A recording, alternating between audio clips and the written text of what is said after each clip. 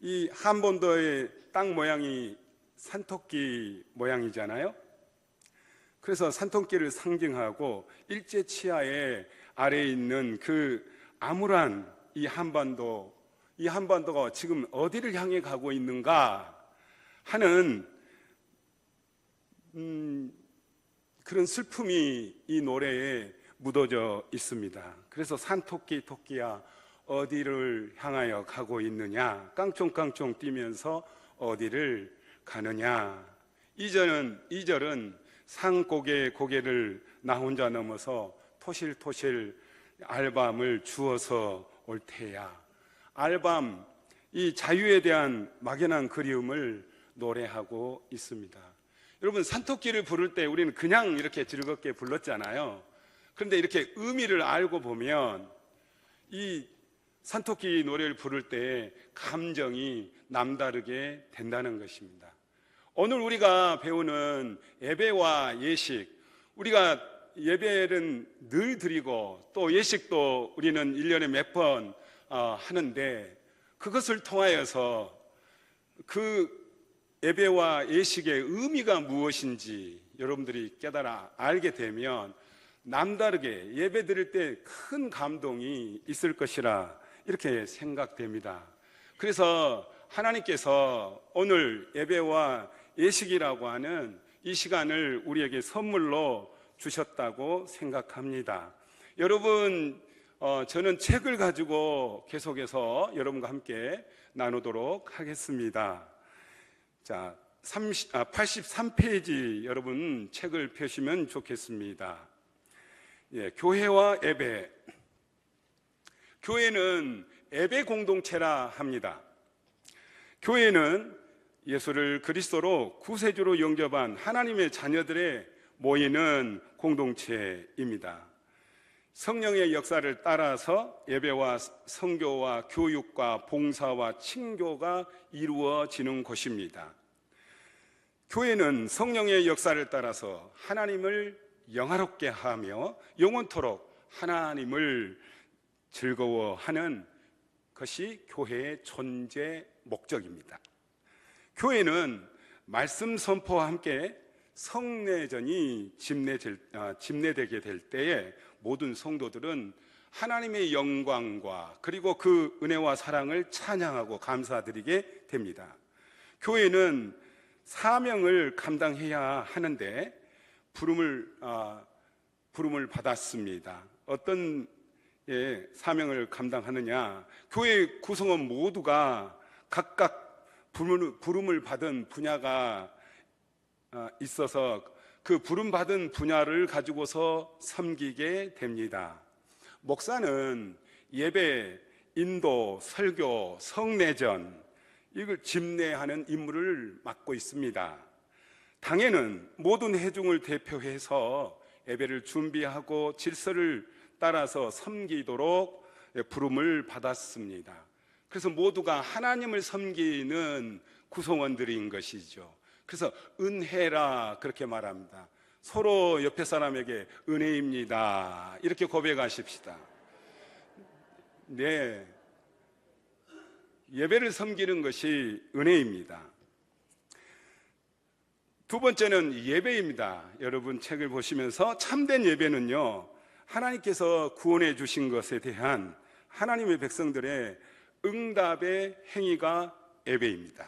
그러므로 예배를 드리도록 부르신 분이 누구입니까? 하나님입니다. 그 예배를 받으실 분도 누구입니까? 하나님입니다. 예배를 통해서 감격과 은혜를 그리고 사랑과 그 새 힘 주시는 분은 또 누구입니까? 하나님이십니다. 그러니까 하나님 백성인 우리는 예배를 드리는 것만큼 더 중요한 것이 없습니다. 그래서 예배를 드리는 것은 성도들의 특권입니다. 네. 그래서 옆에 분에게 다시 한번 하실까요? 예배는 우리의 특권입니다. 그렇습니다. 그러면 이 예배 시간에 대해서 세 번째 보도록 하겠습니다. 첫째, 예배의 날은 어떻게 정하고 시작되었을까요? 사복음서에 보면 안식 후 첫날 이렇게 되어져 있습니다. 예수께서 부활하신 후에 그 첫날 주님의 날로 정하여 예배를 드렸습니다. 우리의 믿음의 선배들은 이날을 성별해서 육신의 생업을 중지하고 모든 가족이 함께 예배를 준비했습니다. 거리끼는 생각이라든지 말이라든지 행동을 조심하고 말씀을 묵상하고 예배를 인도하는 종을 위해서 기도하고 예배 가운데 성령을 기름 부어 달라고 임재해 달라고 은총 주시기를 준비하는 기도를 하였습니다. 여러분도 그렇게 예배를 준비하고 계시지요? 옆에 분한테 그렇게 예배 늦지 않고 예배 잘 기도로 준비합시다. 그렇게 이야기해 주시겠습니까?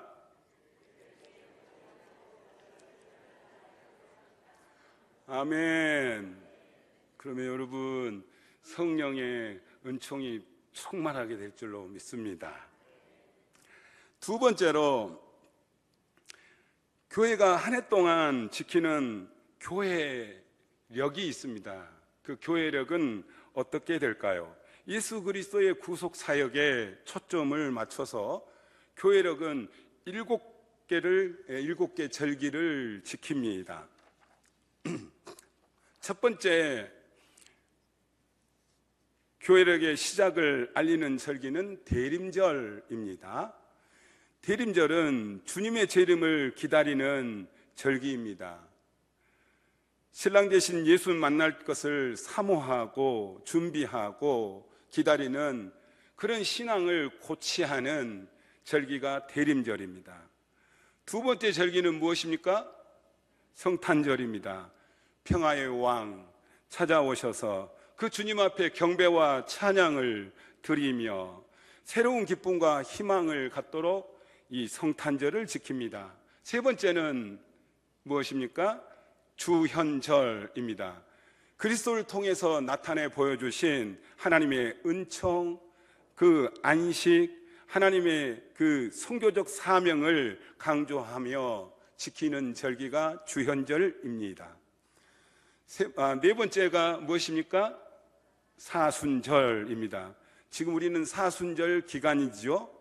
3월 5일부터 4월 19일까지 진행됩니다. 사순절은 그리스도인들이 참회하며 절제하며 주님의 순환의 길을 걸으면서 깊이 명상하고 새롭게 영접할 준비하는 절기를 지킵니다. 40일간 이어지는 것이지요. 다섯 번째는 무엇입니까? 고난주간입니다. 고난주간은 사순절 안에 들어있죠. 주님이 지신 십자가의 구속의 역사를 선포하고 주님이 당한 모든 고통을 생각하면서 경건한 삶의 훈련을 쌓고 주님의 순환을 명상하는 주간이 고난주간입니다.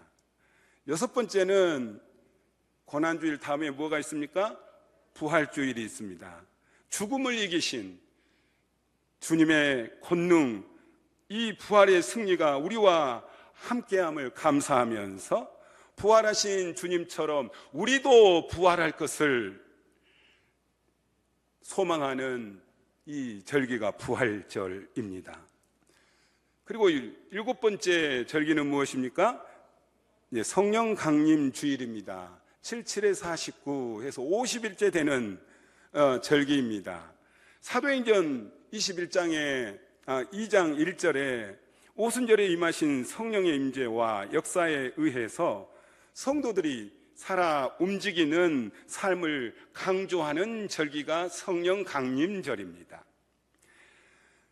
큰 넷째로 교회 예배 장소는 여러분 어떻게 합니까? 하나님은 일정한 장소에 국한되어 예배를 받거나 은총을 베푸시는 분이 아니십니다. 사도 바울이 아덴에서 한 설교에 보면 사도행전 17장 24절입니다. 제가 읽어드리면 여러분들 그냥 이해가 되실 겁니다. 우주와 그 가운데 있는 만물을 지으신 하나님께서는 천지의 주제이시니 사람의 손으로 지은 전에 계시지 않는다, 그렇게 말씀하셨습니다. 초기 성도들은 박해를 받았기 때문에 집이나 동굴 같은 곳에서 시간과 장소를 정해서 하나님께 예배했습니다. 오늘날 교회는 예배 장소, 적절한 예배 초소를 하나님께 봉헌하고 그 안에서 성도들이 예배를 드립니다. 그러나 예배당을 갖지 못한 교회는 적절한 예배 초소를 정하고 예배를 드립니다. 모든 회중들이 다 볼 수 있는 곳에서 성경 봉독 그리고 설교 행할 수 있고 세례 성찬 집례를 할 수 있는 공간과 성구를 갖춘 곳에서 예배 드릴 수 있습니다. 다섯 번째는 무엇입니까? 교회는 뭐라고요? 예배 교육을 해야 합니다. 네, 그래야 예배 교육을 해야 예배의 의미를 알고 하나님과 진정한 만남을 이루고 삶 속에서 살아계신 하나님을 누릴 수가 있습니다. 하나님을 어떻게 예배하면서 섬겨야 되는지 교육받지 않으면 깨닫지 못합니다. 교육 통해서 예배가 삶의 우선임인 것을 알고 하나님을 영원하게 하는 것이 그리스도인의 본분임을 알게 됩니다. 그러므로 예배하는 성도들은 신령과 진정으로 예배 드리기 위해서는 예배 교육을 반드시 받아야 합니다.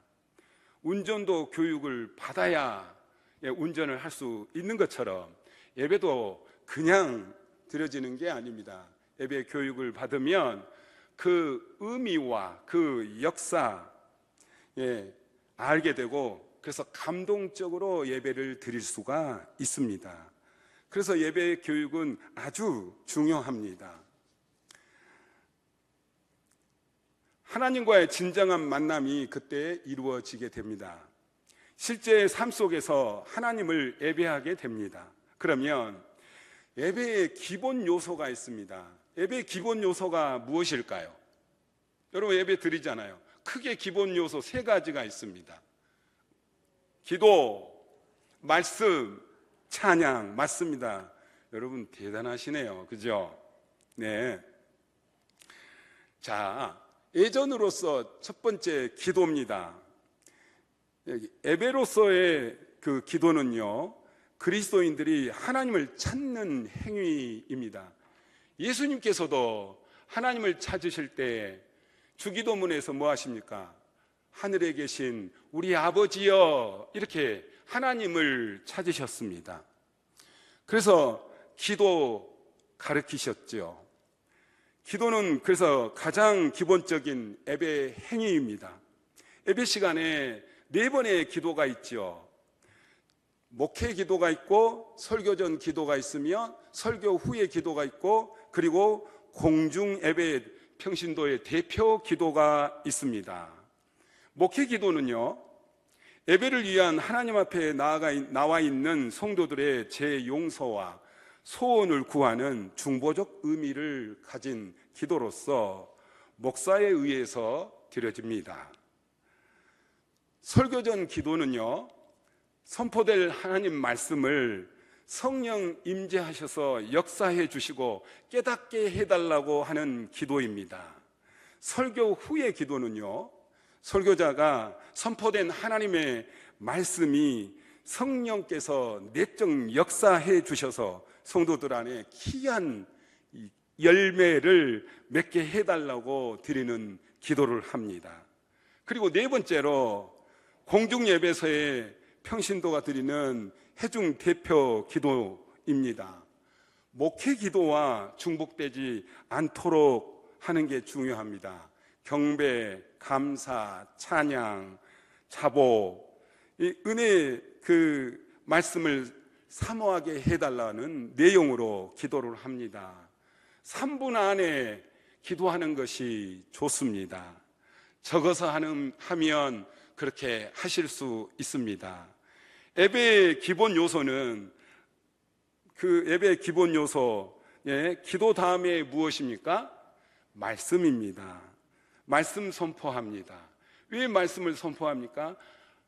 히브리서 4장 12절 말씀에 하나님 말씀은 살아있고 옛날 번역으로는 운동력 있어 좌우의 날선 어떤 검보다 예리하여 혼과 영과 및 관절과 골수를 찔러 쪼갠다, 그렇게 말씀하십니다. 사람의 마음과 생각을 감찰하신다, 하나님 말씀입니다. 그래서 하나님 말씀을 받는 것은 너무나 중요합니다.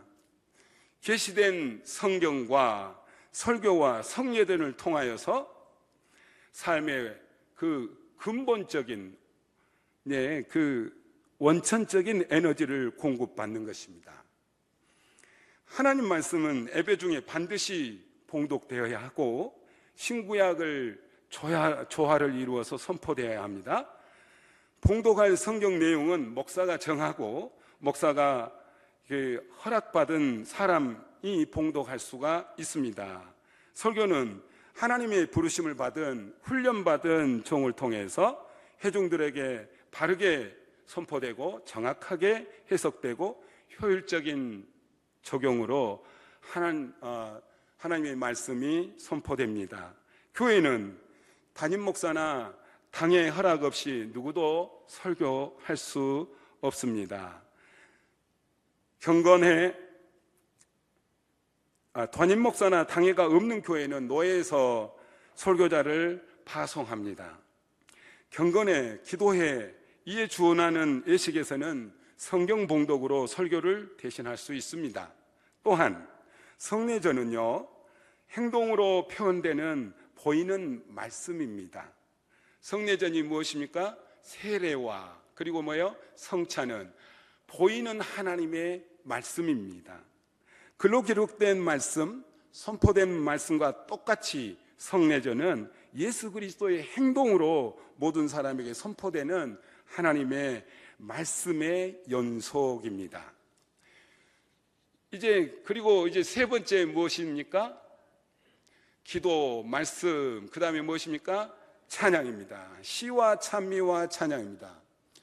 하나님의 말씀이 선포되면 하나님의 말씀으로 하나님의 영광을 보게 된 거잖아요. 그러면 모든 성도가 하나님을 알았기 때문에 하나님을 찬송하게 되는 것입니다. 이사야서 43장 21절 말씀입니다. 따라서 같이 해주시겠습니까? 이 백성은 나를 위하여 지었나니 나를 찬송하게 하려 함이니라. 하나님이 우리를 지은 목적이 무엇입니까? 하나님을 찬송케 하기 위해서 지었다고 했습니다. 그래서 교회는 오직 하나님 여호와만 찬송하는 곳입니다. 내가 나는 이 정도야, 나는 이런 사람이야, 이렇게 우리를 찬송하고 찬양받는 곳이 아닌 것입니다. 오직 누구만 찬송하는 것입니까? 그렇습니다. 하나님만 찬송합니다. 우리를 구속해 주신 예수 그리스도를 찬송하는 것입니다. 그것이 예배 찬양입니다. 그리고 당에는 이 시와 찬미와 찬양이 되기 위해서 찬양과 연주를 맡은 그런 찬양 대원 기준을 정해서 엄선해야 합니다. 그리고 이제 크게 두 번째 주제입니다. 예배의 기본 요소가 있습니다. 예배의 기본 요소로서 성례전입니다. 자, 그러면 성례전은 무엇일까요? 세례와 성찬 이야기합니다. 성례전이 뭐라고요? 그렇습니다. 자, 그러면 그 의미를 또 알아보십시다. 성례전은 예수께서 세우신 거룩한 예전입니다. 하나님께서 택한 백성들에게 보여지는 방식으로 베푸신 은총이 바로 세례와 성찬입니다. 교회는 어디에서나 세례와 성찬을 자주로 정당하게 거행을 하며 신령한 유익을 얻습니다. 왜냐하면 보여지니까요. 예. 세례를 받는 걸 이렇게 보여지잖아요. 아, 죄인이 저렇게 예수를 그리스도로 믿고 하나님의 자녀라고 하는 징표를 받는 것이구나. 나도 예전에 저랬지. 이렇게 돌아보면서 하나님의 은혜가 충만한 보여지는 예식인 것이지요. 성례제는 그러면 누가 집례합니까? 목사에 의해서 집례되어야 되고 평신도가 집례할 수 없습니다. 그럼 집례 장소는 어디입니까? 교회가 원칙입니다. 특별한 경우는 그 외 장소에서 할 수 있고요. 당의 결정에 따라서 교회 대표하는 교인들이 참석하여서 집례할 수 있습니다. 그러면 세례의 의미는 무엇입니까? 세례 받는다고 그러는데요.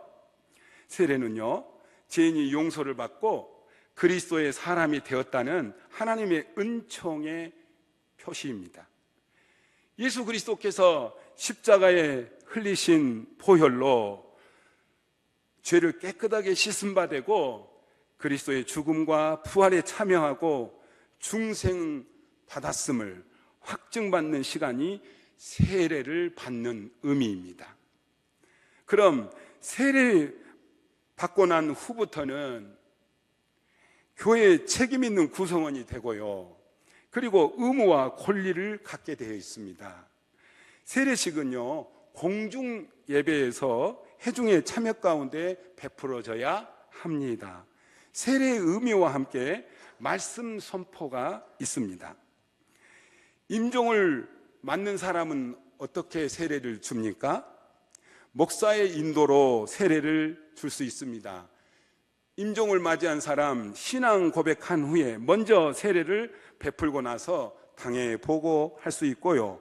명단은 당회록과 세례 교인 명부에 기록하며 타교단에서 세례를 받은 분들도 다시 세례를 베풀지 않습니다. 세례는 일생에서 한 번뿐입니다. 세례에서 물로 세례를 주잖아요. 그 물의 의미는 무엇일까요? 십자가의 보혈, 또 그리고 천지창조 때의 물, 그리고 노아 홍수에 그 물로 다 쓸어버리셨잖아요. 깨끗하게 하셨잖아요. 그리고 출애굽 때에 홍해 바다를 건넜을 때에 그 애굽에 종된 것을 전부 다 죽고, 그리고 이제 새롭게 하나님 백성으로 살아났다는 의미를 상징하는 것이 물입니다. 그래서 죄를 깨끗하게 씻음 받고 하나님의 은총의 언약의 은총을 나타내는 것이죠. 세례의식에서요, 세례의식을 할 때 어떻게 합니까? 성부와 성자와 성령의 이름으로 누구누구에게 세례를 주노라, 이렇게 하지 않습니까? 그때 물은 한 번을 뿌릴 수가 있고, 또 내지는 3번을 뿌릴 수도 있고, 또 그렇게 하지 않고 물 속에 몸을 담글 수도 있습니다. 자, 그 다음에 유아 세례입니다. 유아 세례는 그들의 신앙으로 응답하기 이전에 하나님의 사랑을 받은 자녀임을 증거하는 표입니다. 유아 세례는 부모 가운데 한 사람 이상이 세례 교인일 때에 베풀 수가 있어요. 그리고 이제 유아 세례 교인이 자라서 입교를 합니다. 입교는 이제 자기 스스로 예수 그리스도를 구주로 고백하고 그 은총에 대한 개인적인 응답을 하는 사람에게 하는 예식이 입교입니다. 그래서 목사는 세례 문답을 통해서 당회 앞에서 신앙을 고백하도록 하며, 그리고 회중 앞에서 이 사실을 확인하고 이 사람이 세례 교인 되었음을 공포합니다. 그리고 성인 세례가 있지요. 유아 세례를 받지 못한 사람, 그리고 성인이 된 후에 예수 그리스도를 구주로 영접하고 신앙을 고백하면서 교인이 되고자 할 때에 받는 것이 성인 세례입니다. 당에는 기독교 신앙의 그 본질과 거기에 수반되는 의무와 권리에 대한 교육을 하고, 그리고 신앙 고백을 포함한 문답을 한 후에 당의 결의로서 공중예배에서 세례를 받도록 하고 교인 명부에 기록합니다. 그리고 회중은 전 세계 교회를 대신해서 세례자들이 그리스도인의 생활을 할 수 있도록, 그렇게 살아갈 수 있도록 기도하며 사랑으로 도와줘야 될 책임이 교회 성도들에게 있는 것이지요. 유아 세례를 받은 수세자의 부모는 아이가 성장하여서 자신의 신앙을 고백할 때까지 신앙 공동체 안에서 자라도록 양육과 지도의 책임을 해야 합니다. 자, 성찬 성례전의 주인은 무엇입니까? 누구입니까? 예수 그리스도 자신이십니다. 우리는 지금 86페이지 중간 네모 보고 있습니다. 예수님께서 잡히시기 전날 밤에 최후 만찬에서 새 언약의 표로서 떡과 잔을 나누셨습니다. 제자들과 유월절 식사를 하면서 떡은 예수님 자신의 몸이요 잔은 그의 피라 하셨습니다. 예수님께서 상처를 이렇게 입어서 찢기시고 피 흘리신 것은 많은 사람들의 죄를 사해주는 약속의 피라고 하셨습니다. 이 성찬 예식을 행할 때마다 예수님이 십자가에서 피 흘리신 그 피를 생각하고 기념하라고 하셨습니다. 예수님이 재림하실 때까지 이 성찬 예식을 계속 행하라 하셨습니다. 이 성찬 예식은 십자가에 달려 죽으시고 부활하신 주님과 함께 한 몸을 이루는 것과 같습니다. 연합의 증표지요.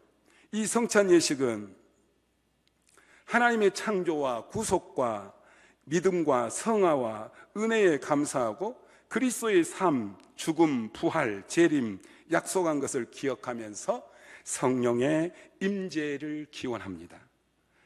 또한 그리스도 안에서 세례받은 모든 성도와 함께 교제를 하고요, 하나님 나라의 이 백성의 즐거운 어린 양의 혼인잔치에 참여하는 기쁨을 미리 맛보는 것이 성찬 예식입니다.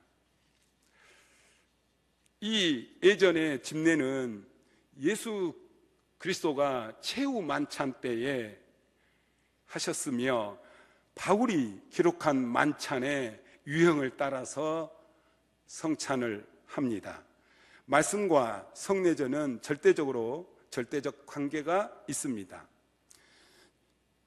그러므로 성례전 할 때마다 말씀을 읽고 선포하는 일이 선행되어야 하고요, 성찬 성물은요 떡과 포도즙이며 준비된 성찬상 앞에서 성령의 임재를 기도합니다.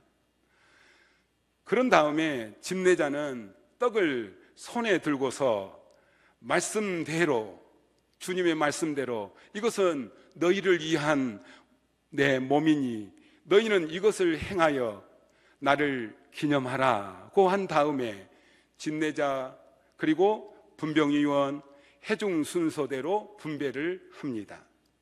이어서 잔을 들고서 주님 말씀대로 이 잔은 내 피로 세운 새 언약이니 이것을 행하여 마실 때마다 나를 기념하라 한 다음에 집례자, 분병위원, 회중 순서대로 잔을 분배합니다. 그리고 네 번째는 이제 봉헌입니다. 예수 그리스도께서 우리를 위해서 봉헌하셨습니다.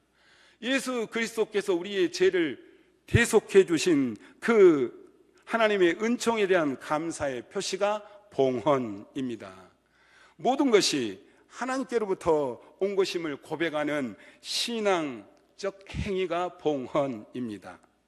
성도들의 정성 어린 예물은 하나님의 말씀대로 오직 기쁨과 감사와 응답으로서 자원함으로 드려야 합니다. 이 예물 봉헌은 예배 중 순서로 행해져야 하며, 목사는 봉헌 기도를 합니다. 예배 전이든 봉헌 전이든 봉헌 후든 기도를 합니다. 성도들의 정성을 하나님 받아 주시옵소서, 이렇게 봉헌 기도를 합니다. 이 봉헌 예물은 당회 감독하에 주님의 복음 사업에 사용되도록 특별한 주의를 기울여야 하고, 모든 성도들은 그 과정과 결과를 알도록 해야 합니다. 그 다음에 예배의 배열입니다. 여러분, 주보에 항상 보면 예배의 배열이 나와 있습니다. 공중예배의 신령과 진정으로 표현되는 질서의식이 내포되어 있어야 되고, 예배는 전통과 일관성을 가지면서 목사와 더불어서 온 회중이 참여하도록 공동 예배를 드려야 합니다. 그러니까 공중예배에서의 기본 이 배열, 다음과 같습니다. 첫 번째는요, 하나님 앞에 나아가는 부분입니다. 하나님의 부르심에 대한 응답으로서 예배가 시작됩니다. 보통 우리는 묵상함으로 예배를 시작합니다, 이렇게 하는 경우가 있는데, 그것이 아니라 부르심을 말씀으로 시작합니다. 둘째로 찬송과 고백과 기도입니다. 인간의 마음속으로부터 하나님의 영광을 시와 찬미로서 화답하며 거룩하신 하나님 앞에서 자신의 허물과 죄를 고백하는 기도와, 그리고 율법서나 그리고 복음서, 성구로 용서받은 것을 깨닫게 하는 용서의 확신이 있어야 합니다. 셋째로 말씀 순서입니다. 성도들이 하나님 말씀을 경청하는데요, 이 순서는 성경 봉독, 설교, 성례전을 통해서 성도들의 영혼에 새로운 영양소를 공급하는 소중한 시간입니다. 넷째로 감사와 응답의 순서입니다. 예배는요, 하나님의 구원의 역사에 대한 우리의 응답입니다. 선포된 말씀에 대한 구체적인 응답으로서 찬송을 올려드리고, 그리고 예물을 올려드리는 것이죠. 그건 새로운 헌신과 결단을 보여드리는 것입니다. 그리고 이제 끝부분은 찬송과 위탁의 말씀과 축도입니다. 여기서 신앙적 결단을 촉구하는 찬송을 부릅니다. 믿음과 소망과 사랑으로 세상에서 그리스도의 증인으로 살 것을 다시 한번 부탁하면서 하나님이 내려주시는 이 복을 목사가 선언하는 것으로 끝이 나지요. 고린도후서 13장 13절 말씀으로 하나님이 복을 내려주시기를 기도합니다. 주 예수 그리스도의 은혜와 하나님의 사랑과 성령의 교통하심이 너희 무리와 함께 있을지어다. 이렇게 복을 내려주시기를 기도합니다. 주기도문으로 예배를 마치는 경우도 있습니다. 주기도문이 회의를 패하거나 예배 끝남의 도구로 전락되지 않도록 늘 주의해야 합니다. 다섯 번째로, 예배는 말씀과 성례전으로 이루어지므로 주일 예배는 성례전이 포함되어져 있습니다. 88쪽 보시면 예배 분류입니다. 8가지가 나옵니다. 예배 분류. 첫 번째가 무엇입니까? 주일 예배, 가장 중요하게 우리가 지키고 있습니다. 교회 모든 예배는 예배 가운데 기본입니다. 필수적인 예배입니다. 초대교회 성도들이 처음부터 드렸던 예배입니다. 주님의 말씀과 성찬을 통해서 주님의 생애를 회상하고 부활의 주님 안에서 계시된 그 약속을 확인하는 시간입니다. 교회에 속한 성도들이 함께 참여하며 시간과 장소를 포함해서 모든 예배 의식의 질서가 있어야 됩니다. 두 번째, 찬양 예배입니다. 주일 오후나 저녁에 드리는 예배죠. 성도의 교제와 교회 공동체의 역동성을 위해서 아주 중요합니다. 교인들이 신앙을 체험하고 간증하고 고백하며 서로 격려하고 신앙 성장을 이끌어 주는 것이죠. 그리고 신앙생활을 통해서 얻은 기쁨을 찬양으로 표현하는 예배를 드리는 것이죠. 세 번째는 수요 예배입니다. 회중들이 주일 예배의 결단을 새롭게 다지는 기도회, 수요 기도회입니다. 회중들의 삶에서 말씀을 따라 살려고 할 때에 다가오는 여러 가지 어려움들이 있습니다. 그 어려움을 체계적으로 극복할 수 있도록 이 연구해서 가르치는 시간, 기도의 시간을 포함하고 있습니다. 네 번째는 새벽 기도입니다. 하루의 삶을 기도로 시작하고 경건하고 성실한 그리스도의 삶을 이뤄갈 수 있습니다. 다섯 번째는 교회 학교 예배입니다.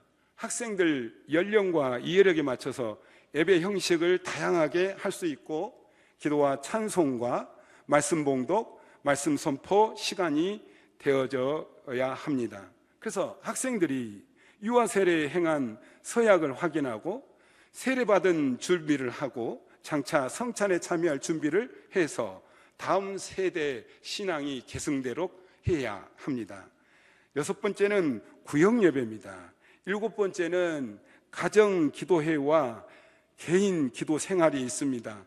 우리가 가정 예배라고도 하지요. 그리고 여덟 번째는 특별 집회입니다.